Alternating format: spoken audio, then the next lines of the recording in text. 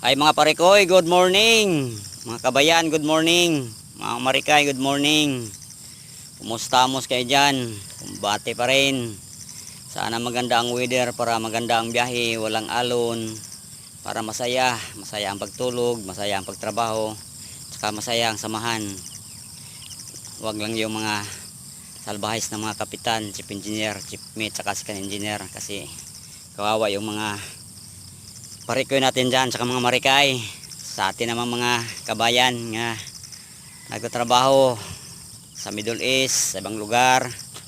Sana mabait naman yung mga amo natin para hindi tayo mahirapan. Kasi alam natin pag mga salbahis yung mga amo natin, talagang hirap na hirap yung buhay natin magtrabaho, lalo pag mga halos hindi tayo pinapakain o tinuturing tayo mga hayop.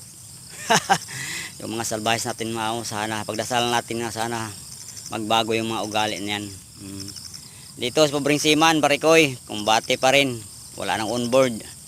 So saglit din nag-vlog din, at least baka may makakita na mga parikoy natin dyan, mga kasamahan. Oy, ayun na si Pobreng Seaman, kasama ko dati. So ito muna, nag-garden muna si Pobreng Seaman. Wala nang barak sumakay, dami ng expired na mga papeles. So ito ngayon, tiyaga lang dito, at least may makita o may pagkakitaan kahit paano, makasurvive pa rin sa buhay ng pobre. So yun na lang mga parikoy, continue at saka padayon, tuloy lang natin ang magandang trabaho, magandang asal. Huwag lang magloko-loko kasi medyo hindi maganda yan. Ay nako, ito lang muna content ni Pobreng Seaman, parikoy. Sige, nag-garden, wala tayong may ibang content. Sana may mga darating na mga magandang content natin, pero ito lang muna sa garden ngayon. So good morning, have a great day everyone. Happy Thursday.